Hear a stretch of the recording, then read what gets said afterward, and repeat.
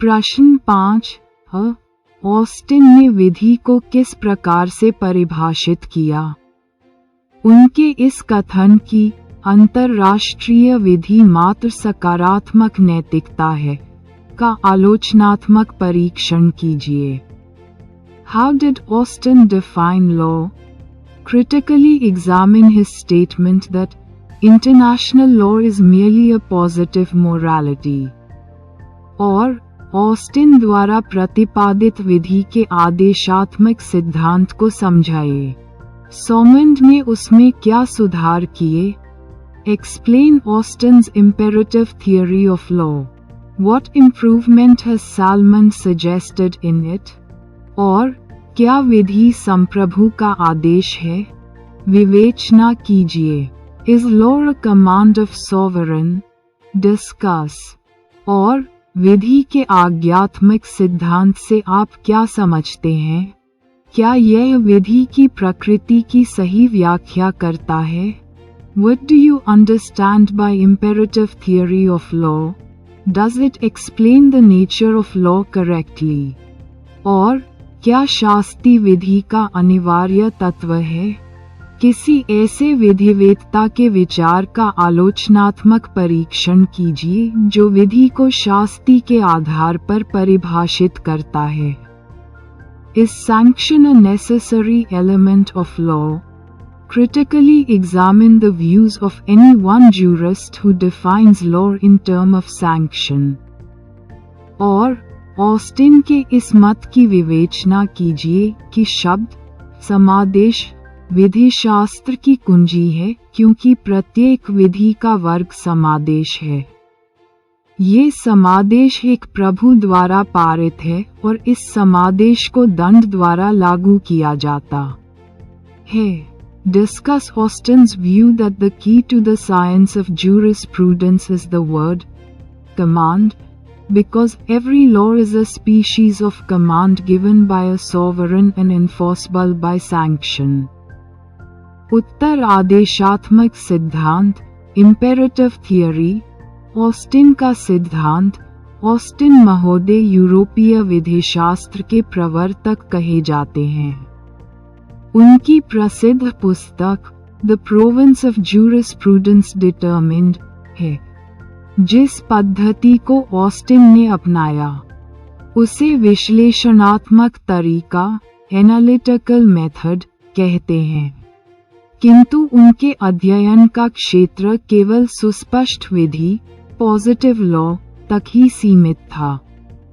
अतएव उनके तरीके को विश्लेषणात्मक सुस्पष्टता एनालिटिकल पॉजिटिविज्म के नाम से जाना जाता है।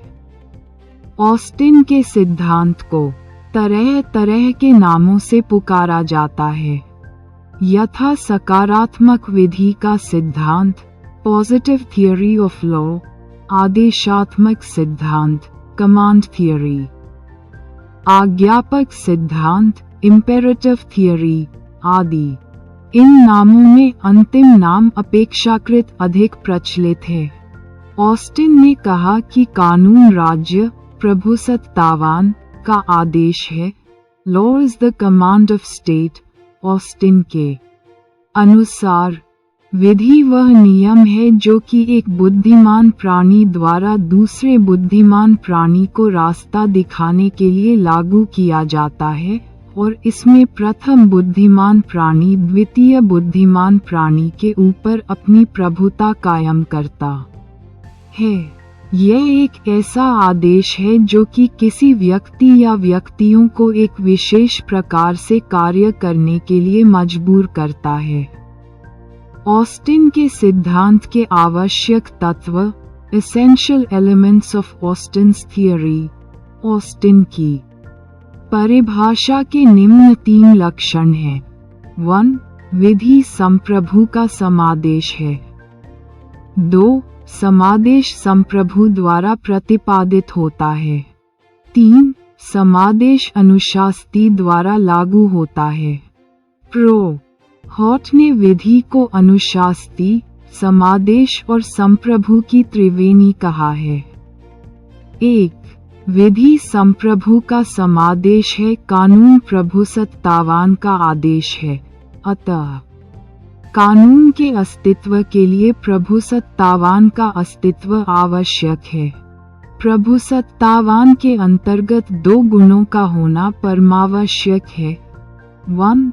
प्रभु सत्तावान ऐसा होना चाहिए जो अपनी बराबरी के या अपने से ऊंची किसी दूसरी शक्ति की आज्ञा का पालन न करता हो।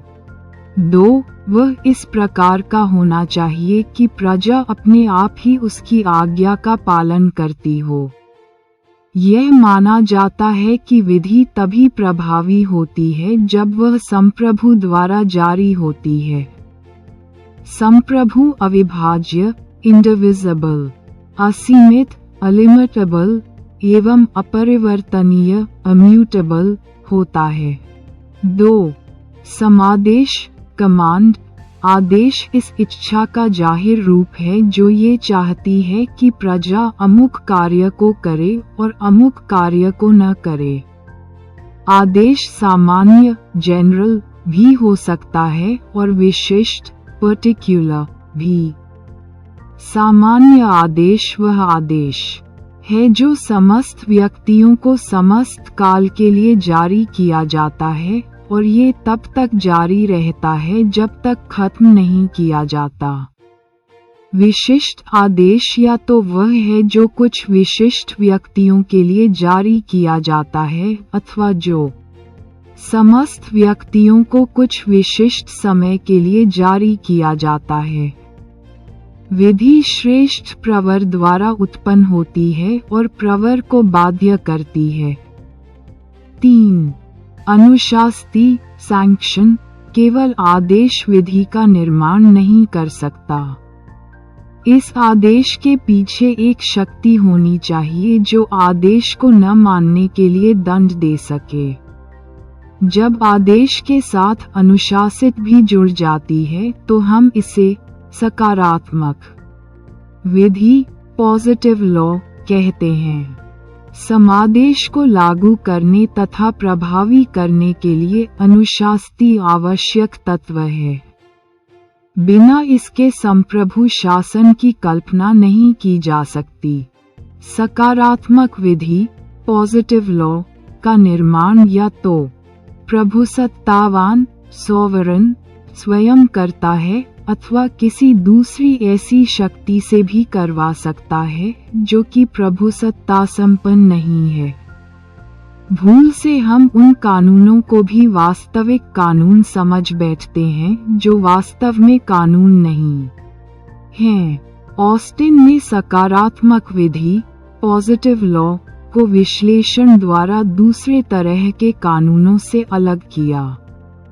यह विभाजन निम्न प्रकार से किया गया है।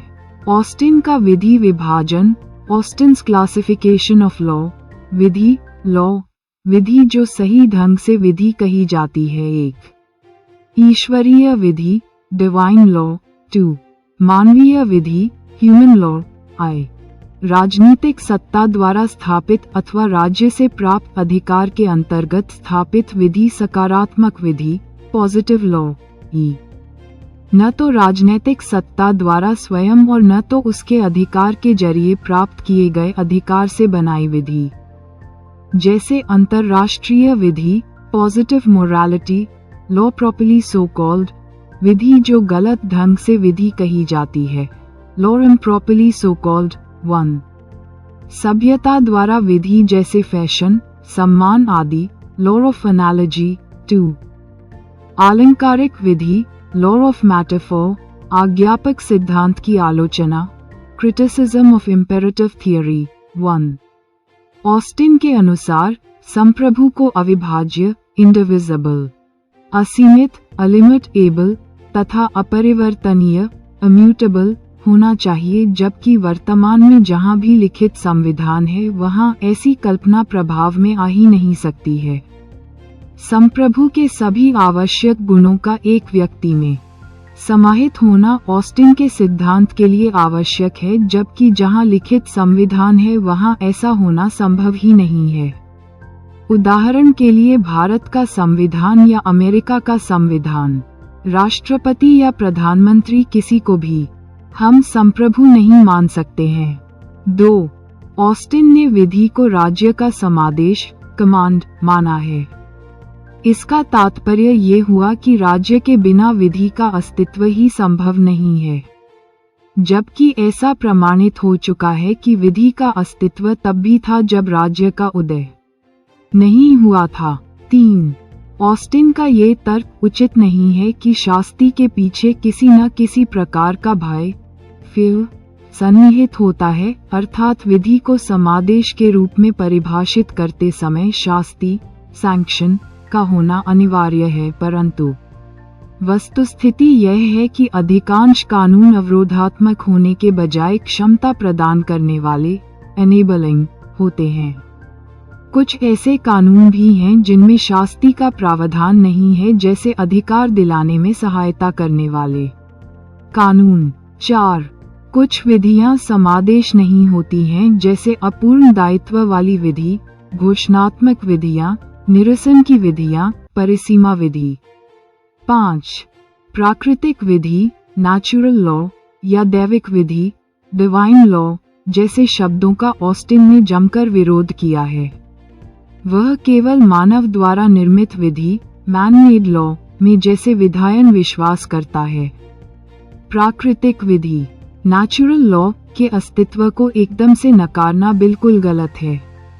अमेरिकी संविधान में पूरी तरह से प्राकृतिक विधि के सिद्धांतों, नेचुरल लॉ थियरीज, का समावेश है। 6. सर हेनरी मेन ने कहा है कि कानून तथा प्रभुसत्ता का संबंध प्रत्येक समय तथा प्रत्येक युग में सही नहीं रहा है। जैसे रीति रिवाज के नियम राजा द्वारा क्रियान्वित नहीं किए जाते थे। 7. ऑस्टिन के सिद्धांत में न्यायाधीशों द्वारा निर्मित विधि, जज मेड लॉ, का कोई स्थान नहीं है। 8. संविधान की रूढ़ियां, कन्वेंशंस, जो अनिवार्य रूप से प्रवर्तित होती हैं, ऑस्टिन की परिभाषा के अनुसार विधि में नहीं आती हैं, जबकि वे विधि का विषय हैं। 9.